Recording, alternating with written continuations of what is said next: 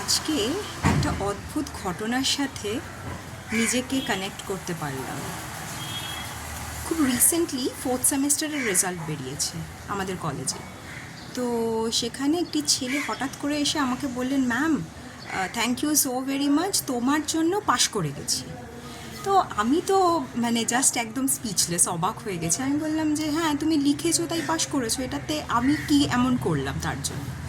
তখন বলছে, না ম্যাম, এই এক্সামটাতে যা, এই পার্টিকুলার সাবজেক্টের এক্সামে যা প্রশ্ন এসেছিল, সেই প্রশ্নটা সিম্পলি আমার কাছে আউট অফ দ্য সিলেবাস ছিল। আমি যা পড়ে গেছি তার সাথে আমি কিচ্ছু ম্যাচ পাইনি।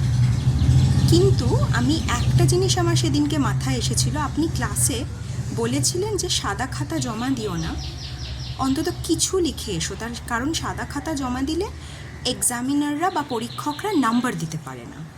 তো কিছু লিখলে হয়তো তারা 2-3 যাই হোক, কিছু না কিছু তারা হয়তো দিতে পারে। তো সেই জায়গাটা থেকে ম্যাম আমি লিখেছিলাম, জাস্ট ক্লাসে যা পড়েছি বা আমার মাথার মধ্যে ওই প্রশ্নটা পড়ে যা যা আসছিল বুঝে বুঝে বুঝে বুঝে আমি 2-3 পাতা লিখে এসেছিলাম। এবং দেখুন, আজকে আমি পাশ করে গেছি, কিচ্ছু জাস্ট সিম্পলি কিছু না জেনেও আমি পাশ করে গেছি।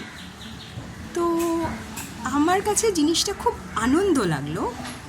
ওর এই সাকসেসটাতে আমি তো খুশি তো হলাম, তার সাথে আমি একটা খুব সুন্দর জিনিসকে কানেক্ট করতে পারলাম যে কোথাও না কোথাও ও সেলফ এফিকেসি প্র্যাকটিস করেছে, যেটা হয়তো আমরা ক্লাসে আলোচনা করেছিলাম কোনো একটা কালে, এবং ও সেই কাজটাকে নিজের কর্মের মাধ্যমে, নিজের কাজের মাধ্যমে চেষ্টা করেছে।